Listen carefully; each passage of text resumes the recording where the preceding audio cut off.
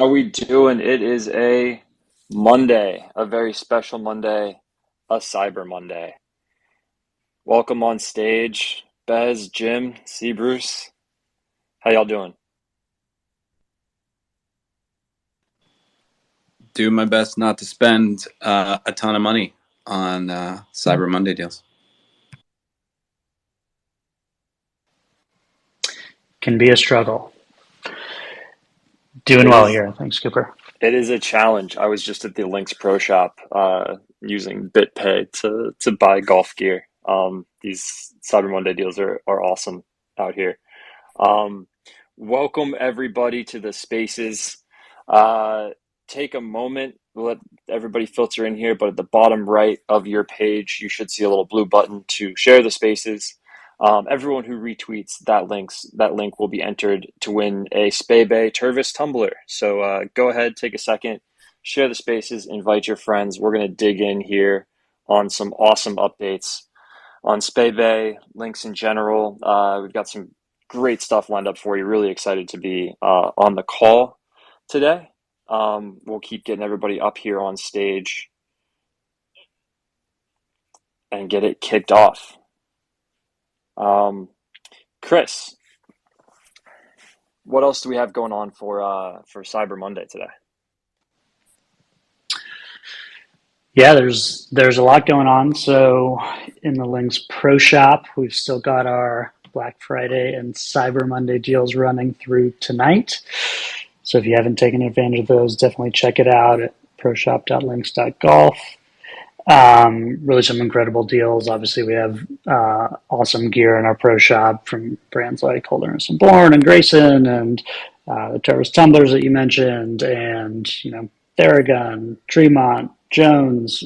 Some really awesome stuff. So definitely check that out if you haven't. It is only through tonight. And then we've talked about this quite a bit over the past week, but we've also got gifting live for Links Golf Club memberships, as well as some Black Friday deals there. So if you're thinking about gifts for golfers in your life, definitely check that out. I know I've got some gift targets myself coming up this year for the holidays. So a lot going on that front. Excellent, awesome stuff. Cyber Monday in full effect. Um, Yeah, so I appreciate everyone being here. Again, I'm Cooper. This is Links Golf Club. Uh, we're going to kick it off with a little bit of a rundown, where we've been, how we got to this spot, and then we're going to dive in deep on Spey Bay. But Jim, you want to kick it off and give us the background? Yeah, sure. Now, I imagine that most people on this call are, very familiar with, what the kind of the genesis of this project is and why it was started and, how it's evolved over time. But, for those of you who are new to links in this spaces, this is just a wild and ambitious concept that was started under the premise of giving just awesome access to green grass golf courses, benefits, experiences, events to all golfers, kind of like no matter if they're new, if they've been golfing their entire life. But as we all know, the best of golf has been largely reserved for the 1%. And we've always, as a group, as a family, really wanted to make the best of golf available to everybody. So that started out with the concept of buying a golf course. We're going to talk today about everything that's going on at the golf course. I'm so excited that Bert and David from Spey Bay are going to be on this call today, kind of giving you guys the inside scoop on what's happening over there. They're going to go over what's been done since they started. They're going to go over what's going to be done in the future and kind of what the status of the early days of our renovations are. And I think everybody should really be excited to hear from them because they're just absolute pros in the golf world. And we continue to really focus on driving the most value possible to all of our members, and that is access to over 1,400 golf courses, most of them private. We are continuing to make progress on the U.S. course front. We're going to save that for another day, but there's some interesting active conversations that we're in right now with various tracks. And we're going to continue to work with the golf industry to bring new and interesting things with our big partners and with our strategic partners to the overall Links membership in the coming weeks and months. So more on that later, but there's tons of progress being made on all fronts. Stoked to be talking to you all, but I don't want to take up too much time because the real meat of why we're here is to talk more about Spey Bay and what's happening there. So that's all from me.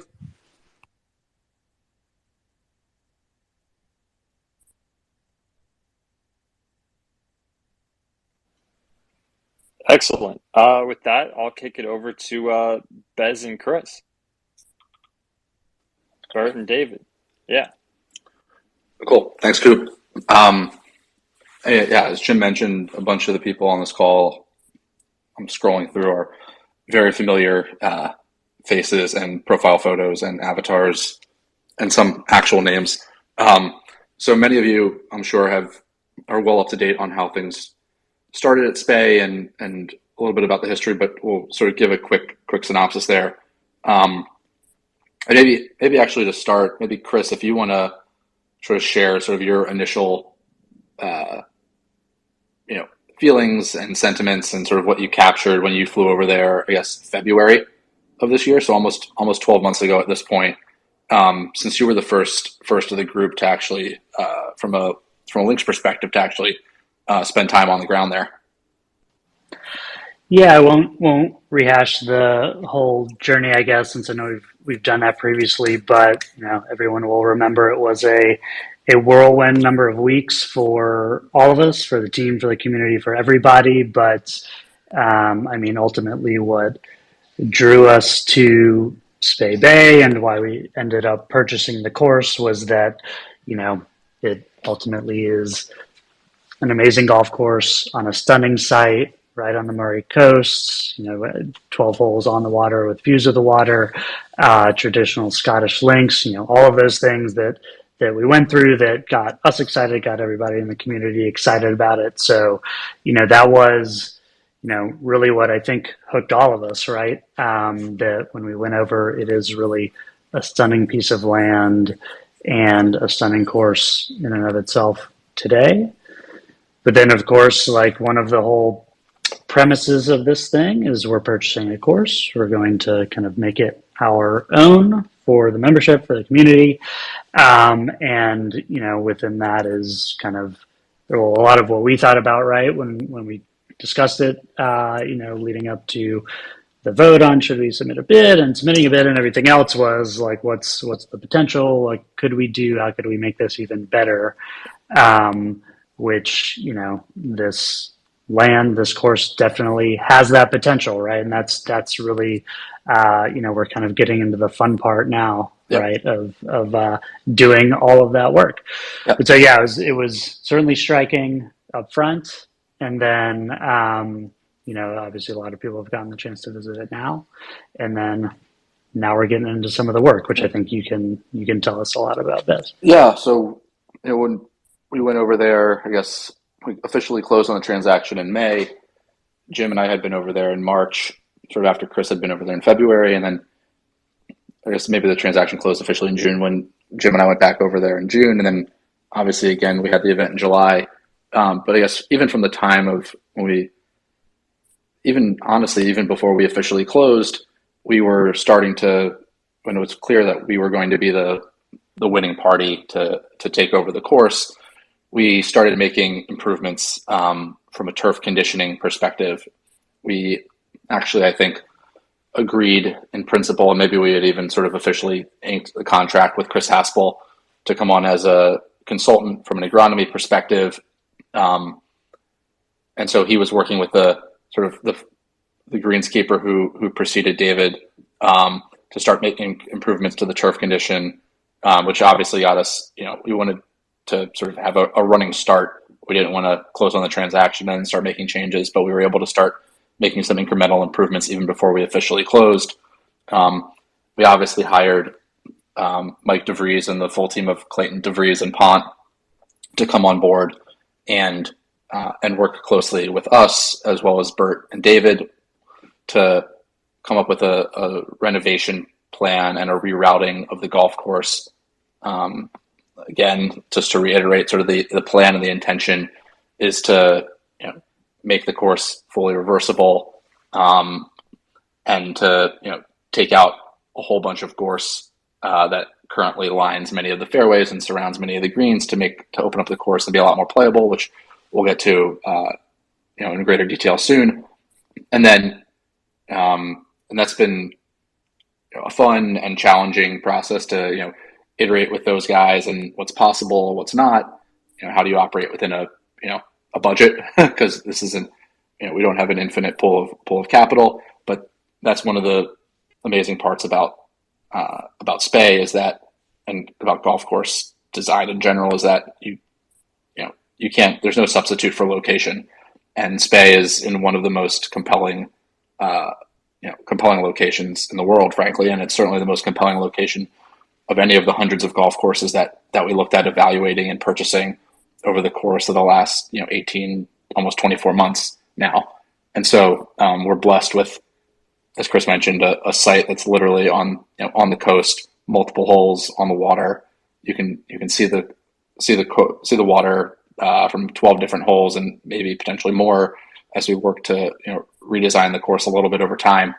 And so we've been working hand in glove with Mike and Frank and Sam and other Mike and Clates to give us a course that we can all be extremely proud of, and that not only members are proud of, but also attracts tons of people from all over the world who travel to Scotland every year to play golf and want to make a stop at Spey Bay amongst the half dozen or dozen courses that they're playing on a trip.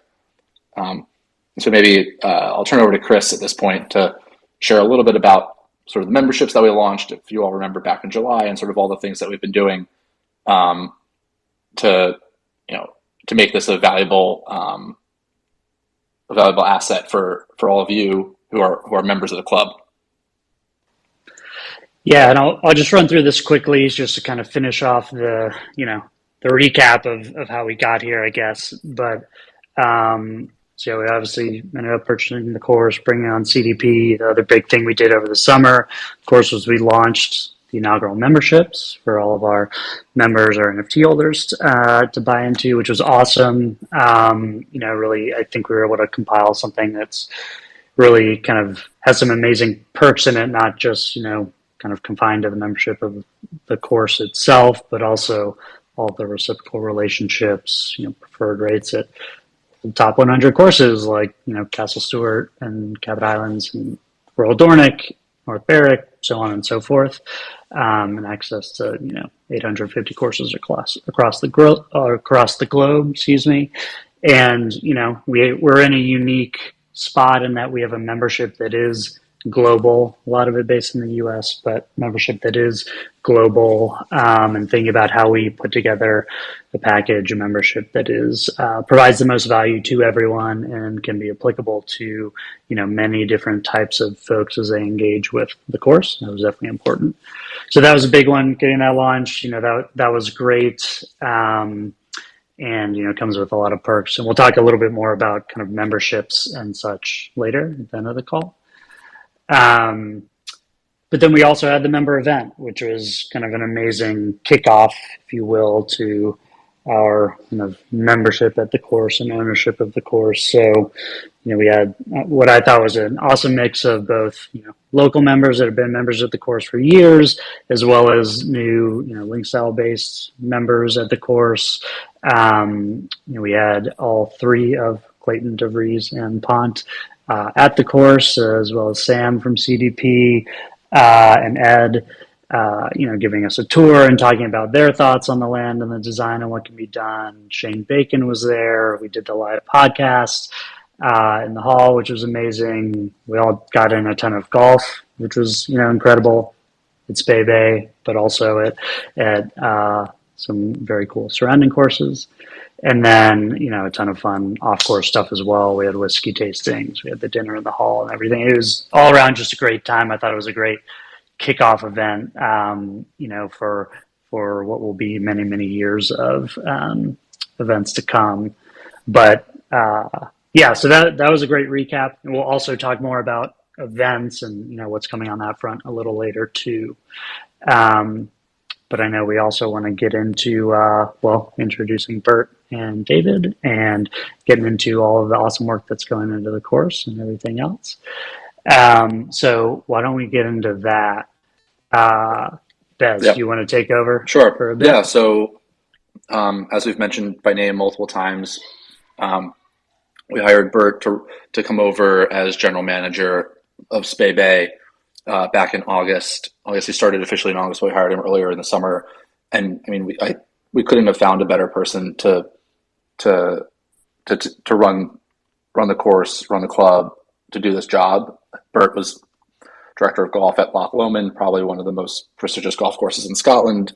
He was a general manager at Castle Rock up in North Ireland, which, from our conversations with him and others around that club, feels very much like a course and club that had an ascendance like Spey Bay, from a course that was just a phenomenal location but needed some TLC, so to speak, to one that now is literally hosting professional events and has an amazing membership and community surrounding it. And Bert was a huge reason that course was able to galvanize such support and such a great membership around it. And we were fortunate enough to get introduced to Bert from the team at IMG, who we had hired sort of in the interim after we closed on the transaction to make sure that they basically served as sort of GM in residence, basically, to make sure that things stayed on the rails. And then we also hired David to come on board as course manager and really effectively the U.S. sort of head greenskeeper. For those of you who aren't familiar with the course manager title, David comes from a local course called Elgin, where he did an awesome job there, not just from a greenskeeping perspective, but was actually integrally involved in some of the architectural discussions and changes that course and club made over time. And so that was one of the things that in conversations that Jim and I had with David when we were over in Scotland back in June, one of the things that really shone through for us in those discussions was David, like Links, really wants to be involved with building something, effectively from scratch, really growing something that has a significant presence, and having a lot of ownership around it. And we were also able to bring on board Mark as sort of as a deputy role alongside David. And so that was, frankly, a critical hire we made, and also a testament to David being someone that is attracting awesome talent around him, which you want to do with any hire. And so David, Mark, and Bert have been critical to improving the course. I know that the LinksDAO, Links Golf Club Twitter account, or X account, has been posting some photos that show a lot of the small changes and improvements that have been getting made on the course already under David's charge. But at this point, I'll kick it over to Bert to maybe talk a little bit about some of the changes we've already been making, getting to the course and the clubhouse to a level that we wanted. And also, guys, feel free to introduce yourselves a little bit more beyond what I just shared. Yeah, thanks very much, Adam. For those that I haven't had the chance to meet or see, I'm Bert. As the guys have said, I was over at Loch Lomond, laterally then at Castle Rock, which links course, and it is very similar. It's like a community base, which is what drove me towards this great golf course up in Spey Bay. I guess we were laughing when I first spoke to the guys. I said I remember playing this back in 1999, which was when they used to hold the Pro-Am. Which was a few years ago, but the golf course then was a special place, and it's going to be even more special coming up. But we've made already a number of little changes just to the clubhouse and some of the member and guest experience. From simple things like putting new TVs in and having Sky TV so we can kind of get some gatherings in and around the club. We've changed all of our bar suppliers, so we're starting to get some new local stuff in, whether it's some whiskies and new gins. And that's working with Andrew, who's our clubhouse bar manager. He's been there for a number of years as a real stalwart there, him and Connor. We've also had the help, and I think that this community is really showing through with the local membership as well. We've had a lot of help from some of our local members by mounting some of our stunning trophies that date all the way back to early 1900s. They've helped us, really make the clubhouse a real feel of a clubhouse and a home and a homely welcome.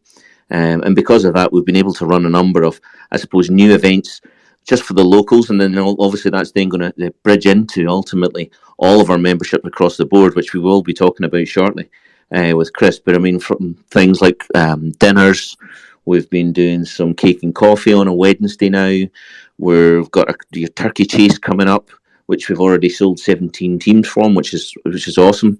And it really just shows that we're really kind of galvanizing and building ourselves into a local community, which is fantastic. So long may that continue, and I think there's a lot of more changes and subtle changes to come. And you see from some of the pictures that the guys are posting just now, David's making a big steps forward already with the bunkering, with some of the routing, etc. But again, I know we're touching on to that. So let me throw it back to Chris here just now, and we'll catch up shortly. Yeah, that's great. I mean, it's been great having you on board, Bert. Obviously, we're thankful to have you there on the ground. Kind of running a lot of these things. I think we've a lot has happened over the last few months, even though some of the bigger kind of splashier things that we may do the course haven't started or just getting started. But a lot of those small things do add up. Whether it's in the clubhouse or some of the other stuff on the course. So David, tell us a little bit about, I guess, what's been going on the past couple months since you've been on board from a course perspective. I mean, I know, at least from my end, of course, we've stocked up with a bunch of new equipment to kind of be investing in that to bring the course to life, investing more in conditioning. But give us some more detail on all of the stuff that you've been working on the past few weeks and months. Yeah, thanks, Chris. So yeah, like you said, we've invested over £100,000 worth of new machinery, which is helped it to make some steps forward on the course. Since myself and Mark have started, we've basically been focusing on tidying up the golf course, if you like. Getting on top of the mowing of the golf course. When I started, it was still quite actively growing. That's kind of stepped back a little bit now that the colder weather's come in. So we've been working on making some small improvements. We cored the greens back in October, trying to get on top of the organic matter level on the greens. Put on quite a lot of top dressing. We're the aim is to get the greens back to a firm, fast surface as soon as possible. That is going to take a lot of work, a lot of top dressing. We've been tidying up a lot of overgrown areas, burns, ditches, bunkers, things that kind of maybe haven't been looked at in quite a while, edges of bunkers, things like that. More recently, with the new equipment, we've sprayed the greens surrounds and tees with an application of iron. That's to strengthen the turf over the winter. And then in the next few weeks, we'll be spraying the fairways as well. That's awesome. I know there's been, a million different things that you all have been tackling, and we're sharing some of the tweets here. But if you go to the LinksDAO feed, anyone that's listening in, you can even see some examples of even just the small stuff. Tidying up a lot of this really does make a ton of impact, really, in how you experience the course, which has been very cool to see. All right, so Bert and David, those were the kind of, not the small stuff, but a lot of the things that you worked on over the first few months as we got into this. But why don't we shift gears a little bit and go to what's going on currently, and then kind of what we're thinking about for the future. So, well, Bez, why don't you give us the overview, just, kind of there's a lot of stuff going on right now, and then how we're thinking about the winter, which is a big time to do work, obviously, out of the prime season.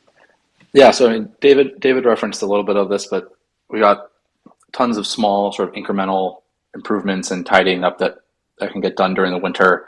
Getting the course in just really optimal conditioning and shape to have a great spring and summer is really the goal. And getting David and Mark on board back in October when we did gave us enough time to start doing that. But regarding some of the bigger things, obviously, as we've hinted at and shared more more explicitly, our intention and goal is to try and make this golf course fully reversible.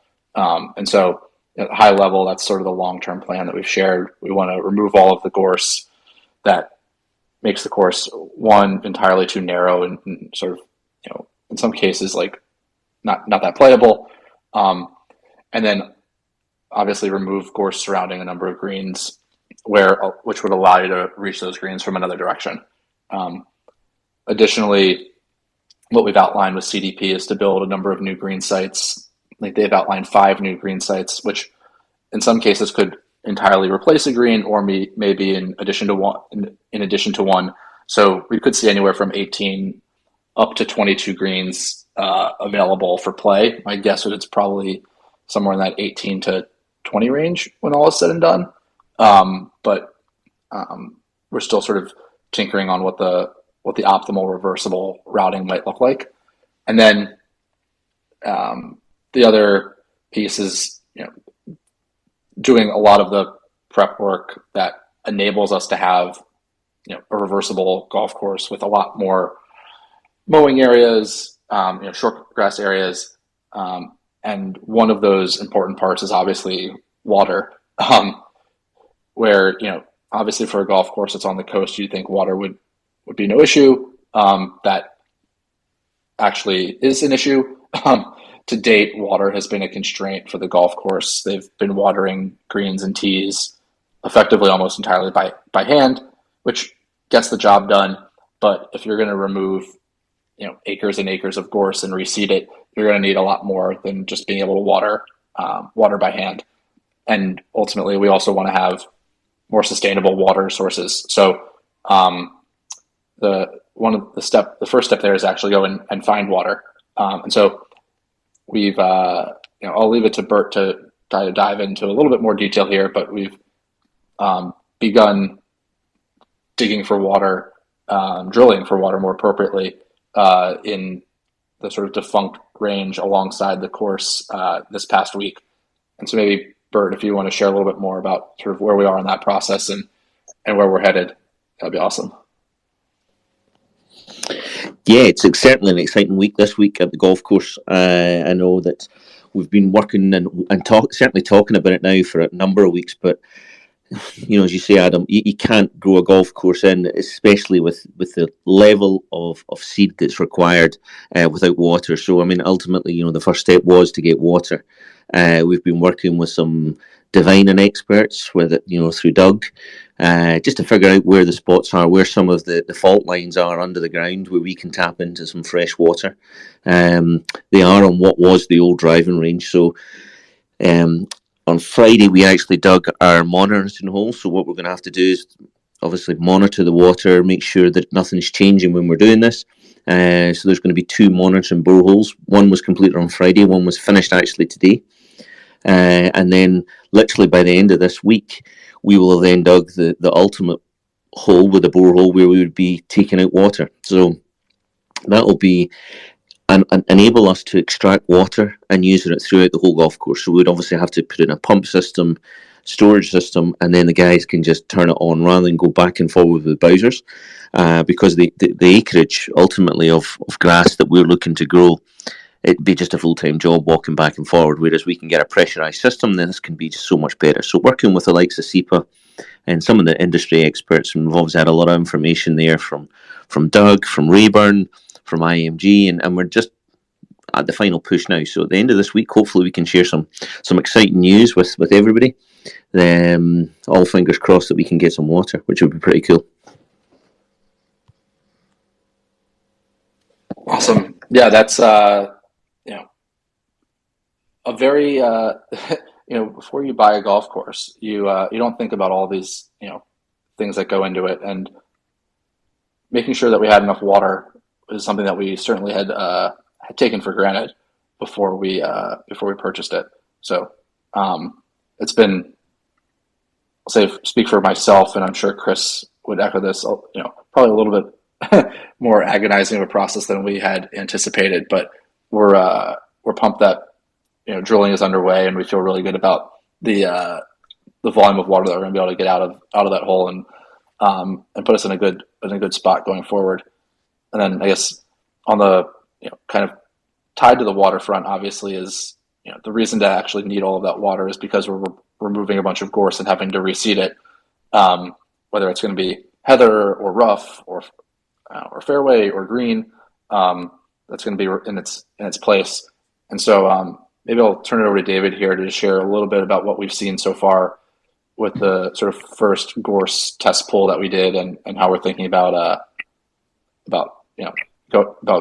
gorse removal going forward.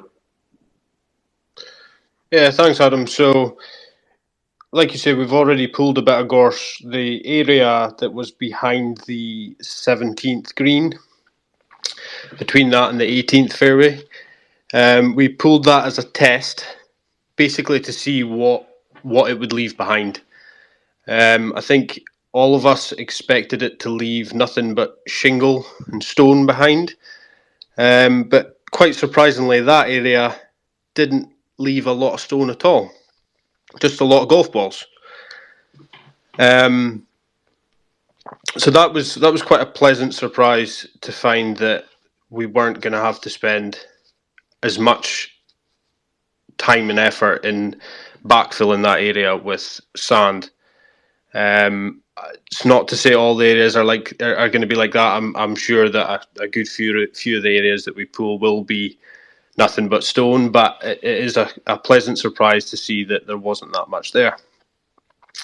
Going forward, the plan is to commence with a larger scale removal in January, and I think the rough sort of size we're looking at would be 5 or 6 hectare, which, to put in context, if you took all the front 9 fairways and combined them, that's the sort of area of gorse removal. So going back to the water, exactly why we need so much water. All these areas need to be seeded and then kept watered so we can get the seed to grow. But yeah, once the gorse is pulled out, there's then sand taken in, some shaping. Some areas will get away with top dressing, seeded, watered, and then hopefully see some grass on it when the temperatures start to increase in the spring. Yep, absolutely. And then obviously we're going to be top dressing, like you said, with sand to try and facilitate the growth of that turf. On the topic of sand, maybe do you guys want to share sort of our pleasant surprise and discovery that we came across over the last couple of weeks? Yeah, so this all happened, the gorse removal on 17 and this next discovery kind of happened on the same day. We were very, very optimistic that we were going to find any sand on the course.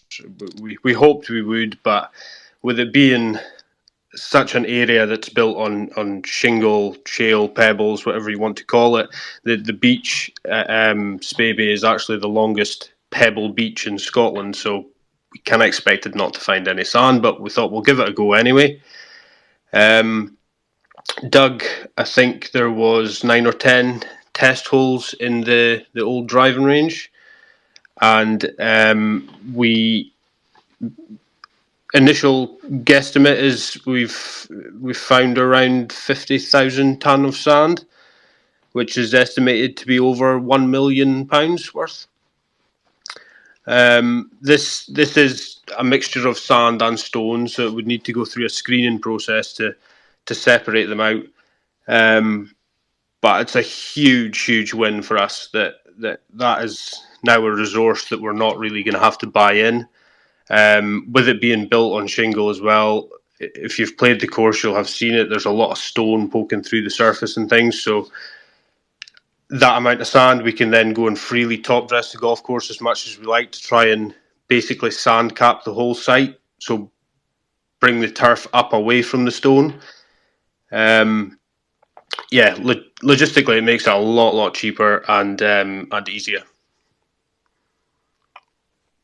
Yeah, I think one thing on the sort of the top dressing and even some of the coring thing, one thing I would love for you to talk about, David and Bert, is, which we didn't address, is how involved the local members have been and how amazingly supportive they've been. So if you guys want to share a little bit about, how they got out there with you guys, top dressing and coring, and sharing a little bit about that would be great. Because I know that some people on this call have seen the photos and have heard, but would love to hear from you guys. Yeah, so we like I said, we cored the greens in October, and at that point there was just me and my deputy Mark. All 18 greens plus the putting green were cored, and I think it was 10 or 11 local members, most of them have been members for a number of years. I think there was a previous greenkeeper there as well from a long time ago. 10, 11 guys came out and basically shoveled up all the cores for us. Shoveled them into the back of the tractor, took them away. That allowed me to carry on with the machine coring, and Mark to sort of guide and assist them along the way and tidy up behind them. Had they not been there, that process took 2 days. We got all the greens done in 2 days. Had the volunteers not been there, it would have maybe taken me and Mark 2 weeks to do that on our own. So I'm hugely grateful for them coming to help us out. That's awesome, and I think a testament to the quality of the membership, and that we're sort of inheriting when we bought the course, and just how important this course is to the local community, and why I think we feel like an even extra level of responsibility to make this an even better golf course than it is when we found it. So yeah, as you guys have heard, there's a lot of improvements coming to the course. Some extremely significant, some things that no one will notice at all. But trust me, if they weren't done by David and Mark, you would notice. You would notice the things that were overgrown or bunkers that needed to be tended to. But when they're going to have the amount of polish and care devoted to them, like these guys have done so far, you might take it for granted, but it's because it's the way the golf course should look. And so we're excited to have Spey be in a really awesome spot, really great condition heading into 2024. And we've got a preliminary list of events that Chris and Bert are going to run you all through, that we're excited to share with everybody and give people a bunch of different. I mean, obviously, you're a member, you can get over there anytime you want, but a bunch of awesome events that are going to hopefully serve as the centerpiece of a longer trip or even a long weekend.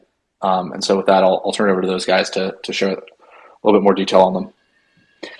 Yeah, and I know we shared a preliminary list of events with folks. We got some great feedback, a lot of positive reaction as well, which was awesome to see.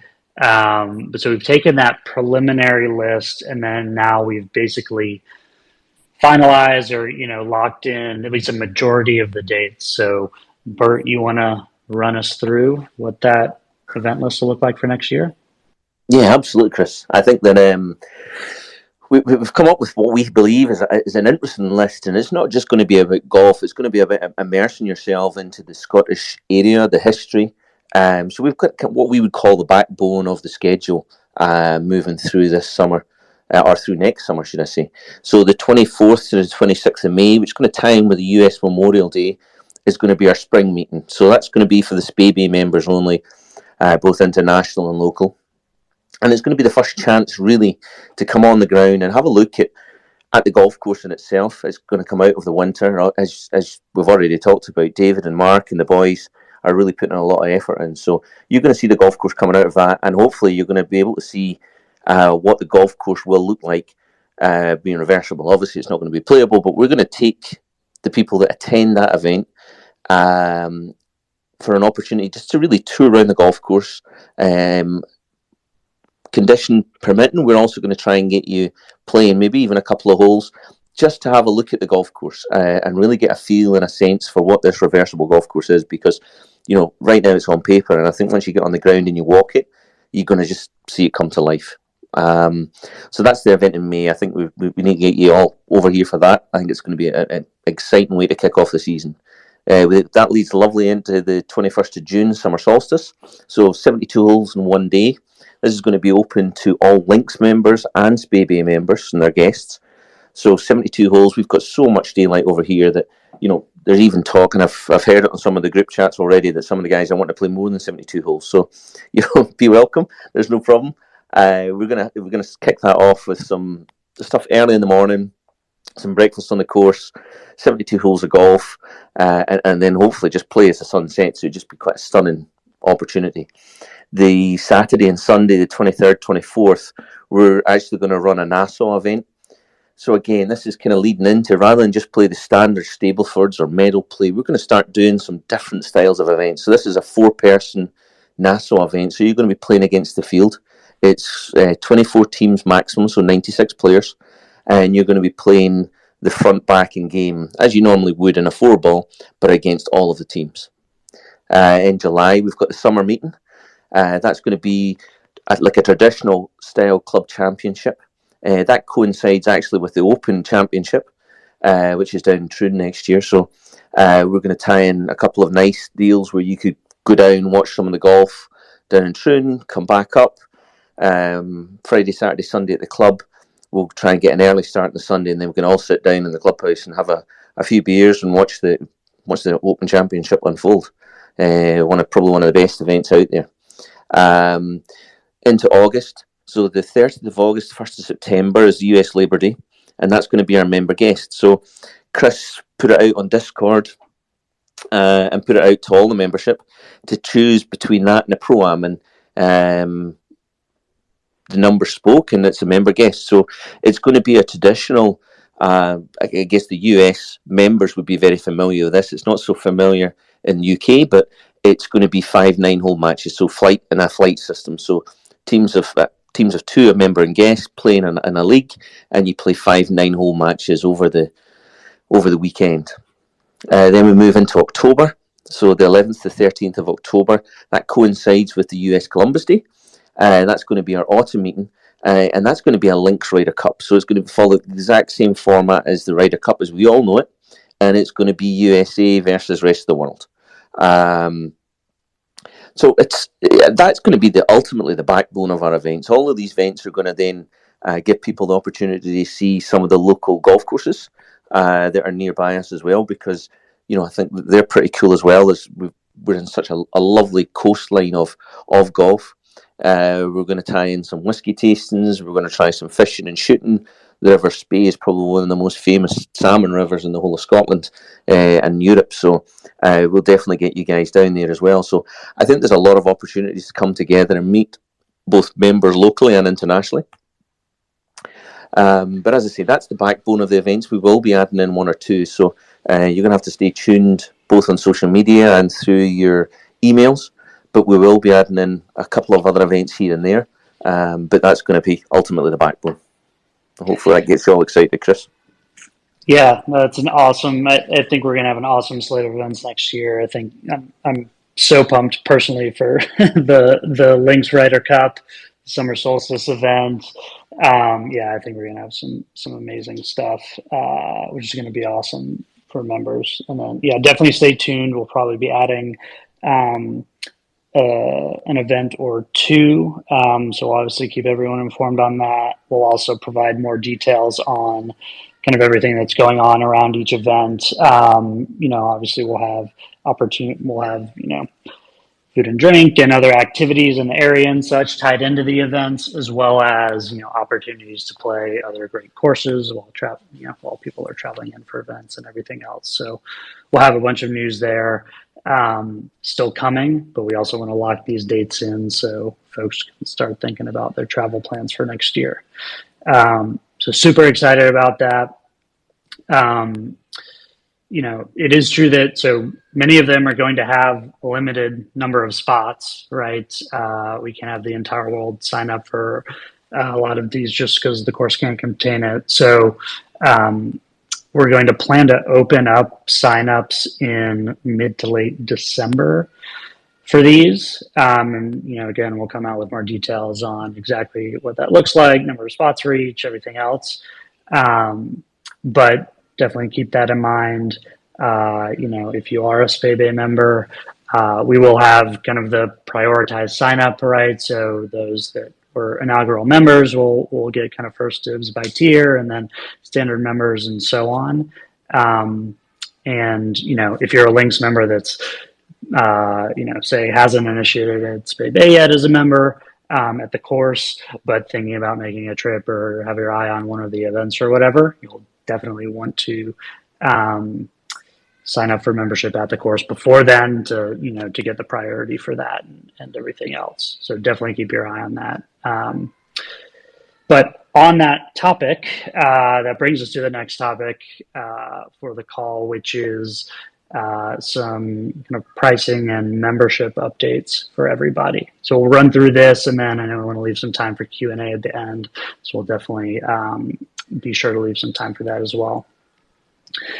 But yeah, so just talking about membership, we already mentioned we had what I thought was an awesome launch for our inaugural memberships, opening up to our NFT holders back in June, where we sold out the platinum and gold memberships, and then we rolled out our standard memberships, kind of the local and overseas versions after that.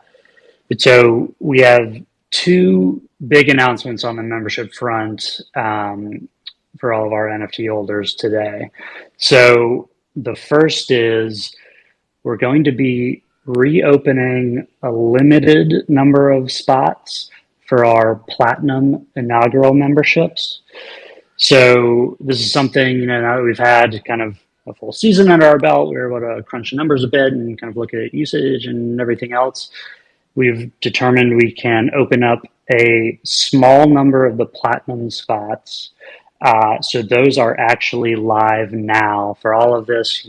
If you are a Links NFT holder, you can go into the clubhouse, log in, go to the Spey Bay site and see all the details. But so that's the first piece. We're opening a limited number of platinum spots, and we do have a few diamond memberships as well. Actually, one of those sold last weekend, so the number is dwindling, but we do have some of those available as well.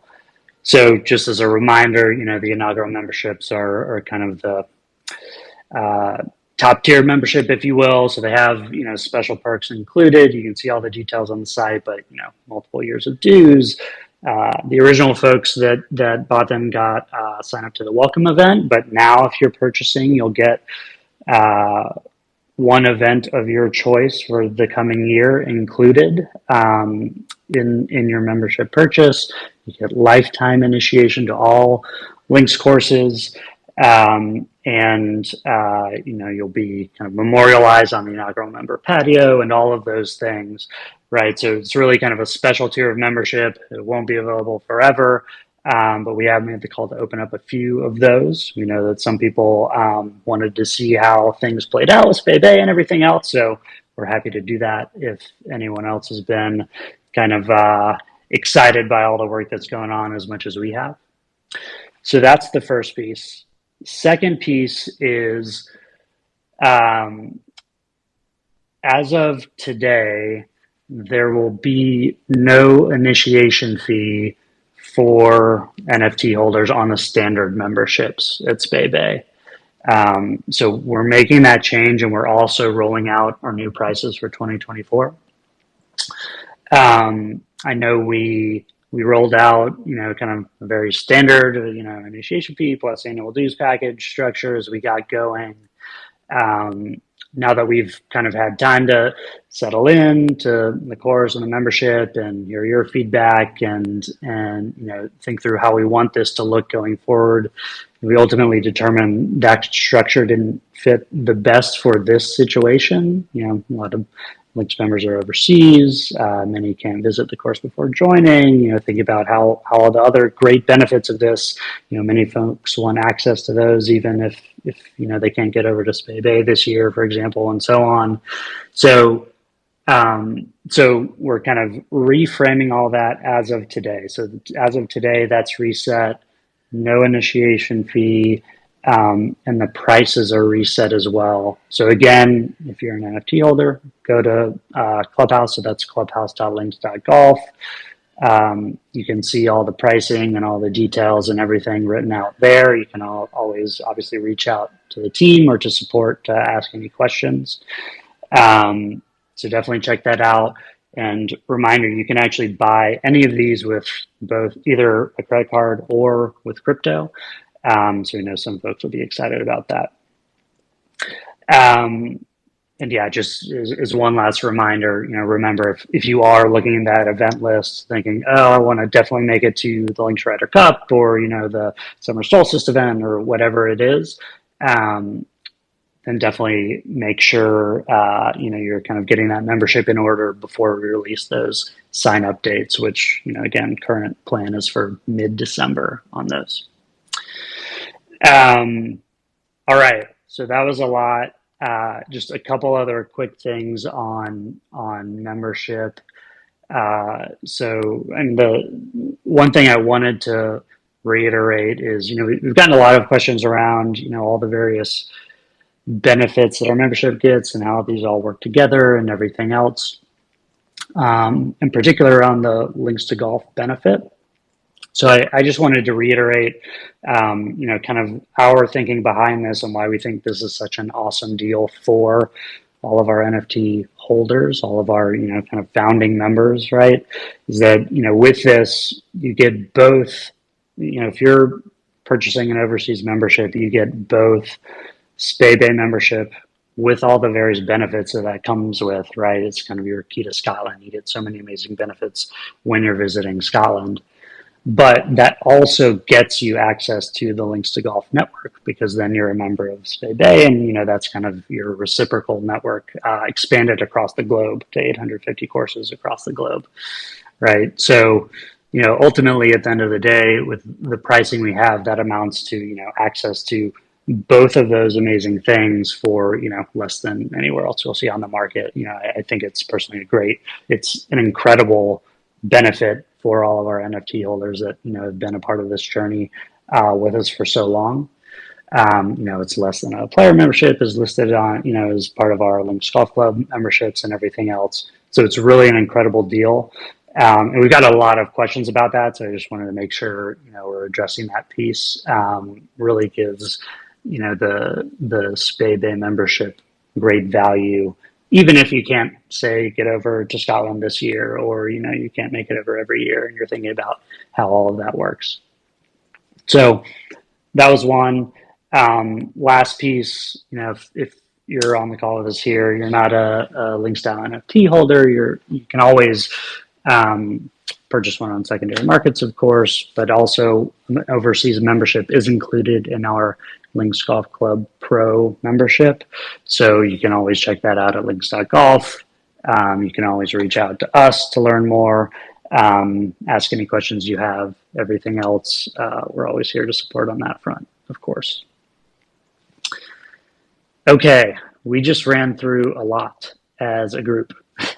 But we definitely do want to leave time for Q&A.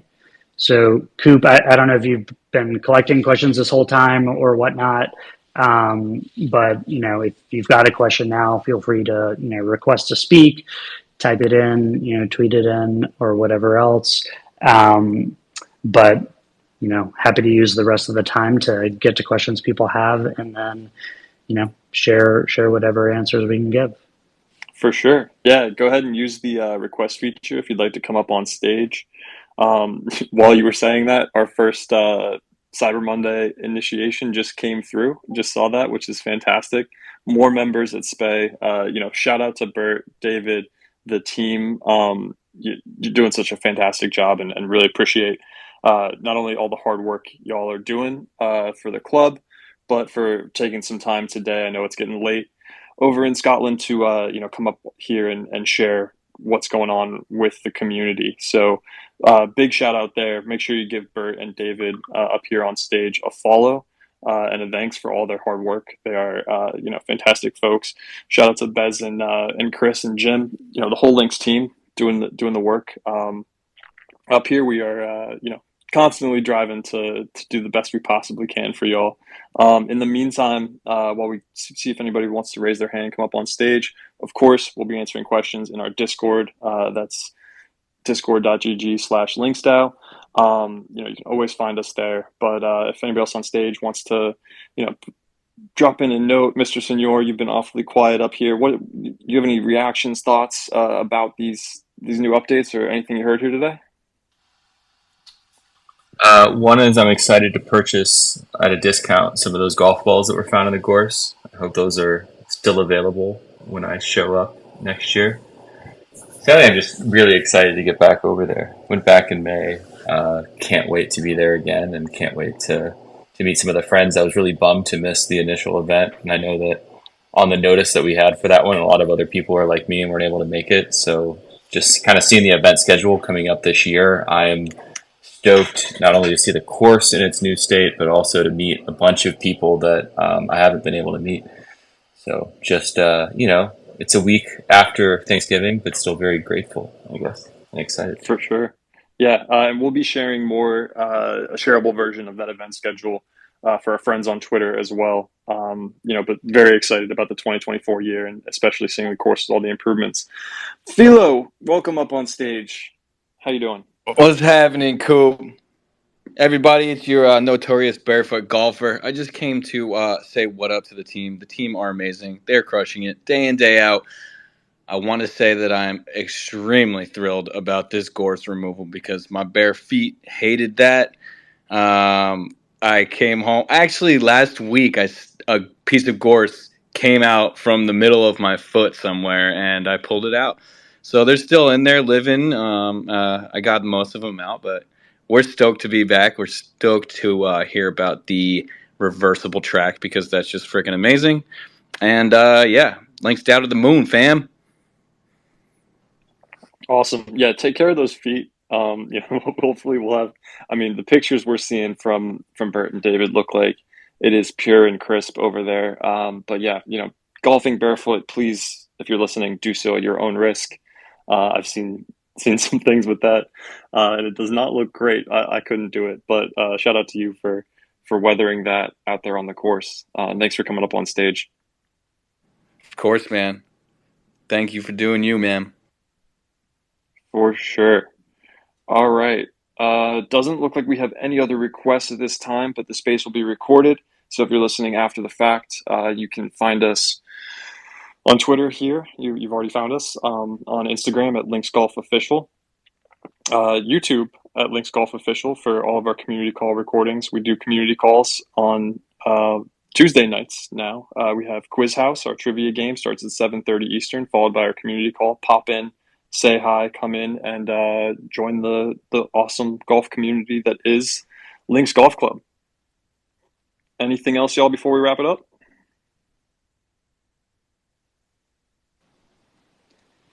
All right. Nothing from me. Excited to share all this. Excited for next year.